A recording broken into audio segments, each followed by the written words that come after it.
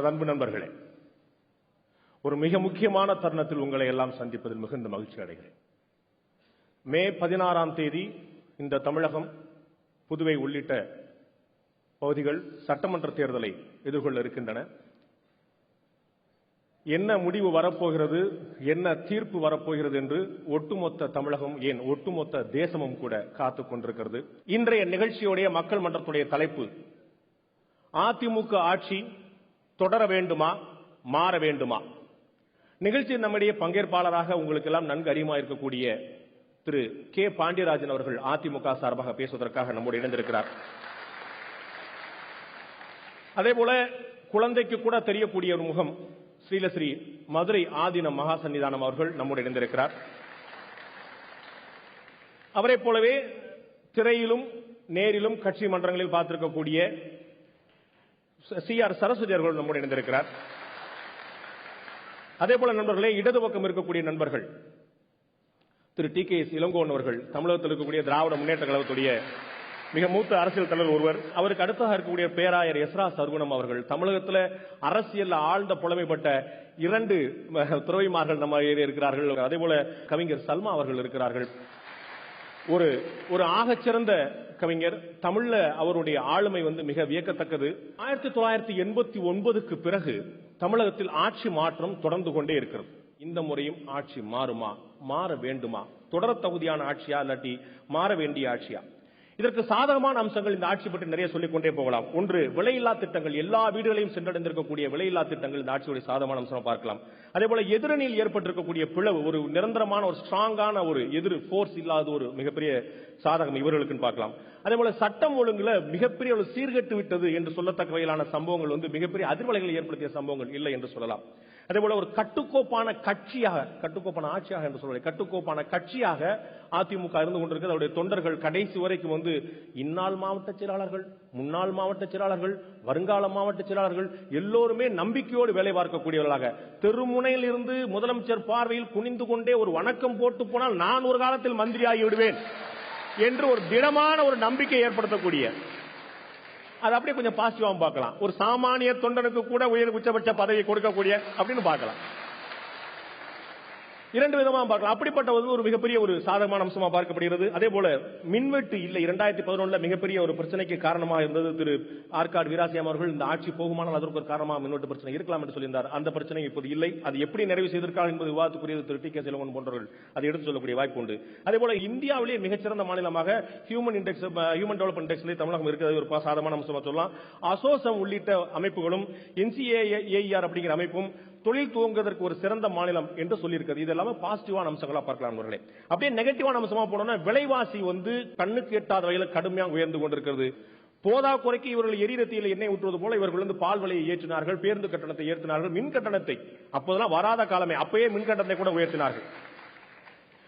லஞ்சம் என்பது ஒரு குற்றச்சாட்டாக இல்லாமல் போய்விட்டது. நன்றாக கவனிச்சுக்கணும். லஞ்சம் என்பது இல்லாமல் போய்விட்டு என்று சொல்லல, லஞ்சம்ங்கிறது குற்றச்சாட்டாக இல்லாமல், அதெல்லாம் இயல்பு தானங்க. இன்று நேர்மையாளன் என்ற பெயர், நான் அதிமுக ஆட்சி திமுக ஆட்சி சொல்ல, இந்த காலம் எப்படி கொண்டு சேர்த்திருக்கு அப்படிங்கிறதா சொல்றேன். இன்று ஒருத்தர் நேர்மையான ரொம்ப ஹானஸ்டான ஆள் சார் அப்படின்னு என்ன அர்த்தம் தெரியுமா?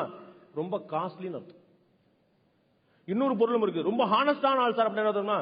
வாங்கின காசுக்கு விசுவாசமா பண்ணி கொடுத்துருவார் சார். நேர்மையான மனிதர் சொன்னார்னா சொன்னபடி செஞ்சு விடுவார். இதுதான் நேர்மையின் அடையாளமாக ஒட்டுமொத்தமாக காலமே கொண்டு சேர்த்து விட்டது. மதுவிலக்கு நாடு முழுக்க 3 வயது குழந்தை குடித்து காட்டி வரைக்கும் இந்த மதுவிலக்கை கொண்டு வாருங்கள் சொல்லியாகிவிட்டது. ஒருவர் டெலிபோன் எக்ஸ்சேஞ்ச் மேல ஏறி செத்தே போயிட்டாரு. வைகோ நடையா நடந்தாரு. ராமதாஸ் நான் தான் முதல்ல சொன்னேன்னு சொல்லி சொன்னாரு. எல்லாருமே கரடியா கத்தி பார்த்தாங்க. குடியரசு தின உரையில வரப்போது, சுதந்திர தினம் வரப்போது, ஆளுநர் உரையில வரப்போது, பட்ஜெட் உரையில வரப்போது, பதில் உரையில வரப்போது. பாஸ் வராது பாஸ், தெளிவா சொல்லிட்டாங்க. ஒரு ஜோக்கு பார்த்தேன். சரக்கு தயாரிச்ச விஜய் மல்லையா கடனாளியா இருக்கான், வாங்கி வித்த தமிழ்நாடு அரசு கடனாளியா இருக்கு, குடிச்சுக்கிட்டே இருந்த நம்மளும் கடனாளியா இருக்கிறோம். எங்கடா போதும் இந்த காசெல்லாம் அப்படின்னா எல்லாம் மதுவிலக்கு கொண்டு வர மாட்டேன்னு தீர்மானமா இருக்கிறாங்க. இதே தமிழக அரசு தான் லாட்டரி சீட்டுக்கு தமிழ்நாட்டில் தடை கொண்டு வந்தது என்பதை மறந்துவிட முடியாது. ஏன் அவர்கள் செய்ய தயங்குகிறார்கள் அப்படிங்கிறது தெரியாத விஷயமா இருக்கு. எந்த இடத்துல ஒரு NCAR தொழில்துறையில தொழில் செய்வதற்கு சிறந்த மாநிலம் என்று சொன்னதோ அதே NCR அறிக்கையிலையும் ஊழல் தமிழ்நாட்டில் ஒரு பிரச்சனையா என்று சொன்னால் 100 விழுக்காடு தொழிலதிபர்கள் ஆம் ஊழல் ஒரு பிரச்சனை என்று சொல்லியிருக்கிறார்.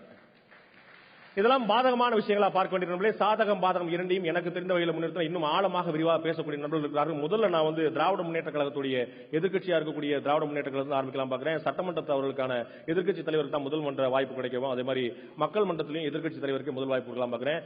நண்பர்களே, திரு TKS இளங்கோவன் அவர்களை திராவிட முன்னேற்ற கழகம் சார்பாக ஏன் இந்த ஆட்சி மாற வேண்டும் என்று பேசுவதற்காக அழைக்க விரும்புகிறேன்.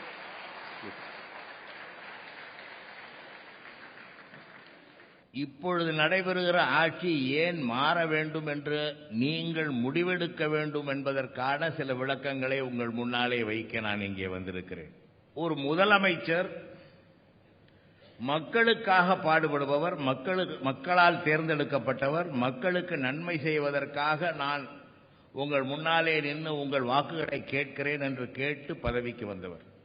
ஆனால் மக்களுக்கு எட்டாத தொலைவில் தன்னை ஒளித்துக் கொண்டு இருக்கிறார் என்பது முதல் குற்றச்சாட்டு. இரண்டாவது, மக்களுக்கு பல கோரிக்கைகள் இருக்கும், பல தேவைகள் இருக்கும், பல கஷ்டங்கள் இருக்கும். இந்த யாரிடம் அவர்கள் போய் சொல்வார்கள்? சொல்வதற்கு ஆள் இல்லை. ஆர்ப்பாட்டங்களிலே ஈடுபடுகிறார்கள், போராட்டங்களிலே ஈடுபடுகிறார்கள். ஒரு நல்ல அரசு என்ன செய்ய வேண்டும் என்றால், ஒரு தரப்பு போராடுகிறது என்றால் அந்த தரப்பை அழைத்து, நீங்க ஏன் போராடுகிறீர்கள், இந்த அரசு உங்களுக்கு என்ன அநீதி இழைத்து விட்டது என்று கேட்க வேண்டும். கேட்டு அவர்களுடைய கூற்றிலே நியாயம் இருந்தால் அதை நிறைவேற்ற வேண்டும். ஆனால் அதிமுக அரசு மக்களுடைய போராட்டங்களை எந்த காலத்திலும் கண்டுகொண்டதே இல்லை. அவர்களை கைது செய்வதை காட்டிலும் வேறு எந்த நன்மையும் மக்களுக்கு செய்யவில்லை. மூன்றாவது பண்பு, ஒரு ஜனநாயகத்திலே ஒரு விமர்சனத்தை எதிர்கொள்ளவும் அந்த விமர்சனத்துக்கு உரிய பதிலையும் வைக்க ஆளுங்கட்சி முன்வர வேண்டும். ஒரு எதிர்க்கட்சி தலைவர் 5 ஆண்டு காலத்திற்கு எனக்கு இங்கே இந்த உரிமையை கொடுத்தாரே பாண்டே, நீங்கள் எதிர்க்கட்சிக்காரராக இருந்து முதலிலே உங்கள் பேச்சை தொடங்குங்கள் என்று அந்த உரிமையை கொடுத்தாரே, அந்த உரிமையை தமிழ்நாடு சட்டமன்றத்திலே உள்ள எதிர்க்கட்சி தலைவருக்கு கொடுத்திருந்தால் இந்த ஆட்சி நீடிக்கட்டும் என்று நான் கூட ஆதரித்திருப்பேன். எல்லா சட்டமன்றமானாலும் நாடாளுமன்றமானாலும் அந்த நடைமுறைகள் குறித்த ஒரு விதி இருக்கும். அந்த விதிகளிலே ஒரே ஒரு விதி மட்டும்தான் தமிழக சட்டமன்றத்திலே கடைபிடிக்கப்பட்டிருக்கிறது. அந்த விதிக்கு எண் 110. சட்டமன்றத்திலே இன்னொரு விதி இருக்கிறது, பலருக்கு தெரியாது. அது சட்டசபையோட விதி சார். அதைத்தான் சொல்ல வருகிறேன். ஒரு சட்டமன்றத்திலும் நாடாளுமன்றத்திலும் கேள்வி நேரம் என்பது மிக முக்கியமான நேரம். மக்கள் பிரச்சனைகள் குறித்து நாடாளுமன்ற சட்டமன்ற உறுப்பினர்கள் அரசாங்கத்திடம் கேள்வி எழுப்பி பதில் பெறுகிற நேரம். ஆனால் இங்கே என்ன நடந்தது? 10 மணிக்கு கேள்வி நேரம் தொடங்கும், 11 மணி வரை கேள்வி நேரம் செல்ல வேண்டும். 1 மணி நேரம் கேள்விகளுக்கு அமைச்சர்கள் பதில் சொல்ல வேண்டும். ஆனால் 10:30 மணிக்கு முதலமைச்சர் வருவார், அவையிலே அமர்வார். உடனே பேரவைத் தலைவர், இப்பொழுது முதலமைச்சர் கேள்வி நேரம் ஒத்திவைக்கப்படுகிறது, முதலமைச்சர் 110 விதியிலே இந்த கருத்தை சொல்வார் என்று எழுந்து நின்று பேசுவார். அது முடிந்த பிறகு கேள்வி நேரம் என்னானது என்றே யாருக்கும் தெரியாது. இதை எதற்காக சொல்கிறேன் என்றால், இந்த சட்டமன்றத்து கேள்வி நேரத்தையோ 110 விதியையோ விளக்குவதற்காக சொல்லவில்லை. குறிக்கிறதுக்கு மன்னிக்கணும், கேள்வி அப்படிங்கிறதுக்கு 2 பொருள் உண்டு. கேட்கறது ஒண்ணு, கேட்கறது ஒண்ணு. நீங்க ஒத்திவைக்க சொன்னதே கேள்வி நேரம், அவங்க ஒத்தி வச்சது செஞ்சது கேள்வி நேரம், கேட்கறதுக்கு மட்டும்தான். அது உண்மைதான், அது உண்மைதான். நீங்கள் சொல்வதை முழுக்க நான் ஒப்புக்கொள்கிறேன். அதைத்தான் குற்றச்சாட்டாகவும் நான் வைக்க விரும்புகிறேன். நீங்கள் சொல்வதை மட்டும் கேட்பதுதான் கேள்வி நேரம் என்று இருக்கக்கூடாது, அது ஜனநாயக முறை அல்ல என்று எடுத்துச் சொல்வதற்காக நான் அந்த கருத்தை எடுத்துக் கொள்கிறேன். இதற்கு காரணம், இங்கே நான் வைத்ததுதான் சட்டம். சட்டமன்றத்திற்கென்றோ அல்லது வேறு எந்த அமைப்புக்குமே என்னை காட்டிலும் பெரிய மரியாதை கிடையாது என்று எண்ணுகிற ஒருவர் இந்த தமிழ்நாட்டின் முதலமைச்சராக இருக்கிறார் என்ற காரணத்தினாலே ஒரு ஜனநாயக விரோத செயலை தன்னுடைய உரிமையாக மேற்கொண்டிருப்பவர் முதலமைச்சராக இருக்கிறார். எனவே அவர் தலைமையிலான ஆட்சி அகற்றப்பட வேண்டும் என்பதை நான் வலிமையாக சொல்கிறேன். கோவன் என்ற ஒரு பாடகர் கைது செய்யப்பட்டார். உங்களுக்கு தெரியும். இந்த ஆட்சியை பற்றி பேசும் பொழுது அவரிடமிருந்து அந்த கருத்தை இரவல் வாங்கிக் கொள்ள நான் நினைக்கிறேன்.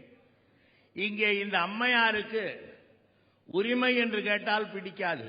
உரிமை என்று யாராவது கேட்டால் காவல்துறையை வைத்து அடிப்பார், பிச்சை என்று போடுவார் என்று அவர் பேசினார். அது என் நினைவிலே இருக்கிறது. அதேபோல மாற்றுத்திறனாளிகள் தமிழ்நாட்டிலே தங்களுக்கு உரிமை என்று உரிமை கேட்டு போராட்டங்களை நடத்தினார்கள். அவர்களுடைய போராட்டத்தை அதிமுக அரசின் காவல்துறை எப்படி சந்தித்தது என்றால், அந்த மாற்றுத்திறனாளிகளை எல்லாம் வாகனத்திலே ஏற்றி, கண் தெரியாதவர்கள், கால் இல்லாதவர்கள், இவர்களை எல்லாம் வாகனத்திலே ஏற்றி சற்று தொலைவிலே கொண்டு போய் அவர்கள் திரும்ப வர முடியாத ஒரு இடத்திலே இறக்கி விட்டு வந்து விட்டார்கள். இப்பொழுது தேர்தல் நெருங்குகிறது அல்லவா? மாற்றுத்திறனாளிகளுக்கு 3% இடஒதுக்கீட்டை நிறைவேற்றுவதற்கு நாங்கள் பாடுபடுவோம் என்று சட்டமன்றத்திலே, உரிமை என்று கேட்டால் பிடிக்காது, பிச்சை என்று நான் போடுவேன் என்று தன்னுடைய அகந்தையை காட்டுகிற ஒரு முதலமைச்சரின் தலைமையிலே இந்த அரசாங்கம் இருக்கிறது. இந்த ஜனநாயக செயலுக்காக இந்த ஆட்சி அகற்றப்பட வேண்டும். விளம்பரங்கள் அடுத்தது. 2,41,000 கோடி ரூபாய் முதலீடு தமிழ்நாட்டிற்கு வந்திருக்கிறது சொன்னார்கள். வெறும் 2 லட்சம் ரூபாய்க்காவது ஒரு தொழிற்சாலை இங்கே தொடங்கப்பட்டிருக்கிறது என்று இவர்களை சொல்லுங்கள்.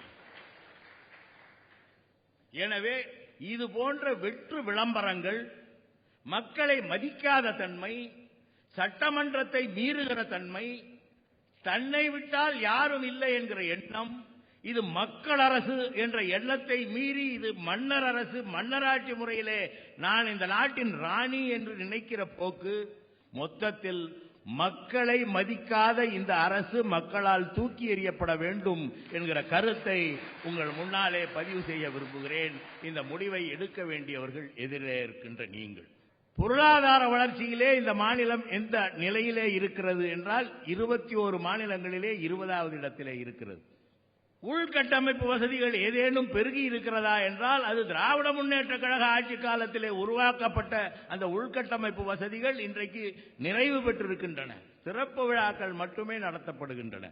ஒவ்வொரு முறையும் எங்களுக்கு இது ஒரு வேலை.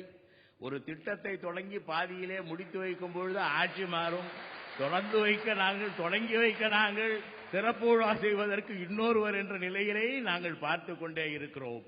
இந்த காரணங்களால் இந்த ஆட்சி அகற்றப்பட வேண்டும்.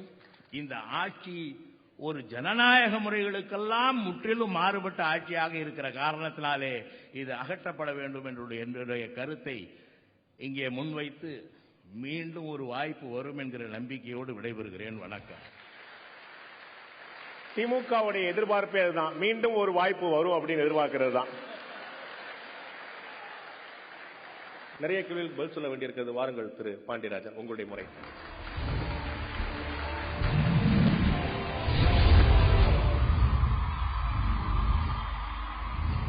எடுத்த காரியம் யாதனும் வெற்றி, எங்கு நோக்கினும் வெற்றி என்று திரும்பிய திசையெல்லாம் வெற்றி முத்திரையை பதித்து நிற்கும் புரட்சி தலைவி அம்மாவின் அரசாங்கம் அடுத்த 5 வருடங்களுக்கு மட்டுமல்ல, எண்ணற்ற வருடங்கள் தொடர வேண்டும் என்ற எனது சைடுக்காக 10 பாயிண்ட் மட்டும் நீங்க கொடுத்த 10 நிமிஷத்துல வைக்க விரும்புறேன். முதல்ல திரு டி.கே. இளங்கோவன் அவர்கள் சொன்ன ஒரு விஷயம், அவருடைய மொத்த 10 நிமிஷத்துல பாத்தீங்கன்னா ஒரு 8 நிமிஷம் அவர் சட்டமன்றம் நடக்கிற விதம், அரசாங்கம் நடக்கிற விதம், அம்மாவை அணுக முடியுதா, இந்த மாதிரி விஷயங்களை பேசினாங்க. குறிப்பா நான் என்ன சொல்ல விரும்புறேன்னா, எப்படி நடக்குது, என்ன விதத்துல சட்டமன்றம் நடக்குது, என்ன விதத்துல அரசாங்கம் நடக்குது, இதெல்லாம் ப்ரூஃப் ஆஃப் த புட்டிங் அந்த சமைச்சது நல்லா சமைச்சிருக்காங்களா, அது நல்லா போய் சேர்ந்ததான்னு பார்க்கணும். அதற்கு ஆதாரமான முதல் விஷயம் என்னன்னா பொருளாதாரம். எல்லாம் சேர்ந்து விவசாயம், தொழில், மீன் வளம், பால் வளம், எல்லா வளங்களும், தமிழ்நாட்டில் இல்லாத வளங்கள் எதுவுமே கிடையாது. முதல்ல அம்மா தொலைநோக்கு திட்டம் 2023 என்ன சொன்னாங்க?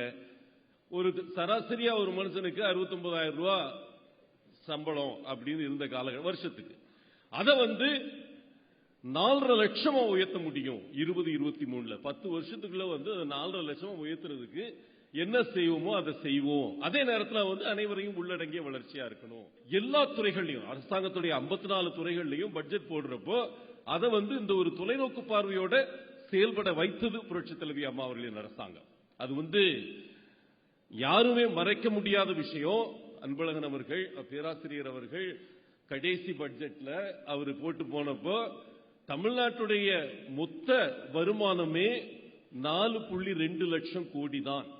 இன்று 2015-16 இறுதி வருடத்தில் இப்ப புரட்சி தலைவி அம்மா சாதித்தது 11 லட்சம் கோடி.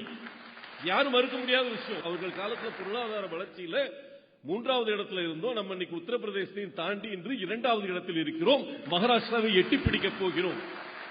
என்னால குறுக்க பேசாம இருக்க முடியல, பழக்க தோஷம் அப்படி ஆயிப்போச்சு.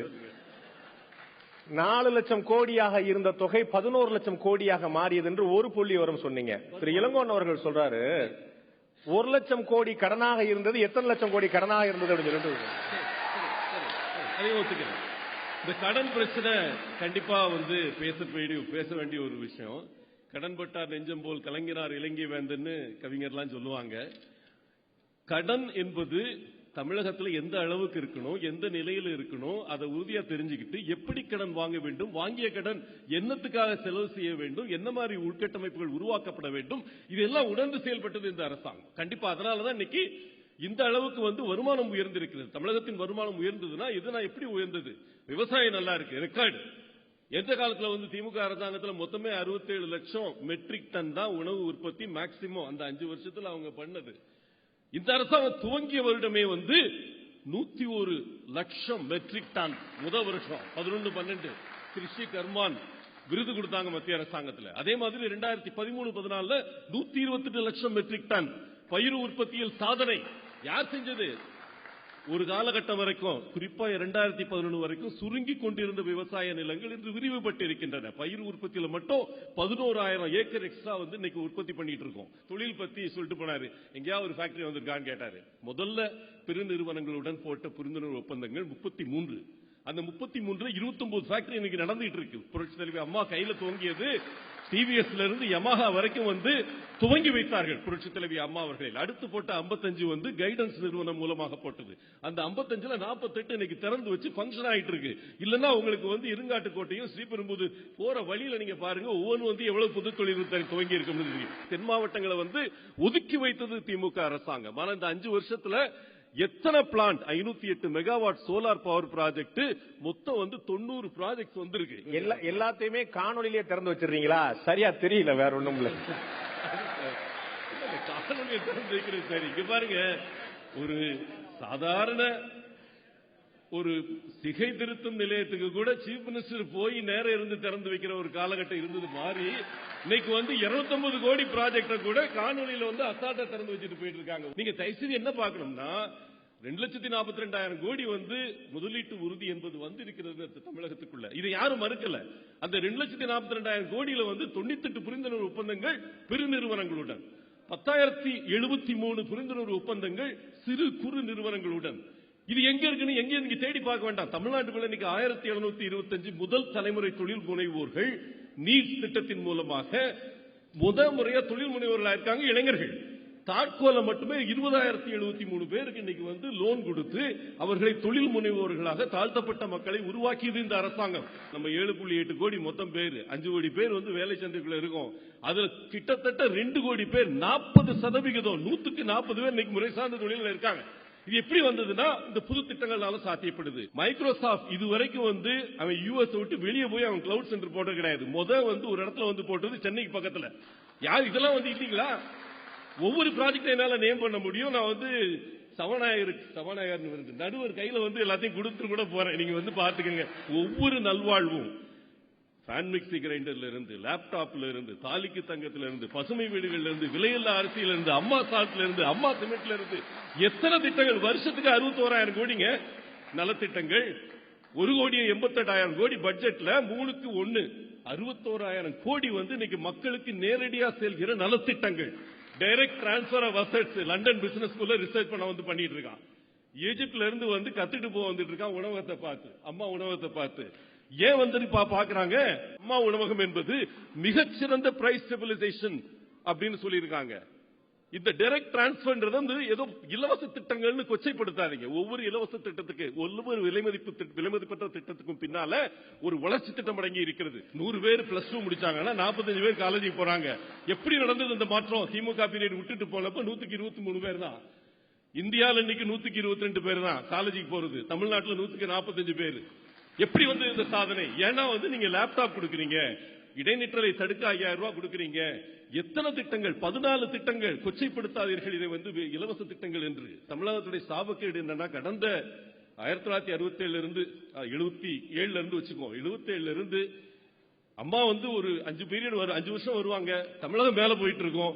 பளிச்சுன்னு ஒரு கேப் வரும். அடுத்த 5 வருஷம் கீழே போகும். இன்னொரு 1 வருஷம் மேல போகும். இன்னொரு 5 வருஷம் கீழே போகும். இந்த யோயோவை மாற்றி மீண்டும் தமிழகம் சீரான வளர்ச்சி பாதையில் சென்றால் 2023 தமிழகம் வளர்ச்சியடைந்த நாடுகளுக்கு நிகராக செல்வது நிச்சயம். அதற்காக அம்மாவுக்கு இன்னொரு 5 வருடம் தாருங்கள் என்று கேட்டுக்கொண்டு விடைபெறுகிறேன். நன்றி, வணக்கம். 2011 சட்டமன்ற தேர்தலுக்கு முன்னால் தமிழக முதலமைச்சர், அப்போதைய அதிமுக பொதுச்செயலாளர் சொன்னார், இலவச திட்டங்களை எல்லாம் ஒழிக்க வேண்டும், இலவசம் என்ற வார்த்தையே இல்லை என்ற நிலையை ஏற்படுத்துவதுதான் என்னுடைய லட்சியம் என்று சொன்னார். இலவசம்லாம் இருக்க போறதுல நினைச்சோன்னே விலையில்லா திட்டங்கள்னு பேரை மாத்திட்டார். இலவசங்கிறது காணாம போயிருச்சு. ஒரு நூதனமான அறிவிப்பு. ஏற்கனவே டிவியில் ஆரம்பிச்சது. இப்ப இன்னைக்கு நிறைய விஷயங்கள் அடுத்தடுத்து கொண்டு போயிருக்கிறாங்க பார்த்தோம். தன்னுடைய ஒரு வழக்கம் போல அவருடைய மாநில பல புள்ளி விவரங்களை அடுக்கி வச்சார் திரு பாண்டியராஜன் அவர்கள். வாங்க, வளர்ச்சிக்கான வாய்ப்பு மீண்டும் தொடரணும்னு சொல்லியிருக்காங்க. பேராயர் எஸ்ரா சர்க்குணம் அவர்கள் உங்கள் தரப்பிலான பதிலை வழங்க வேண்டும் என்று கேட்டது.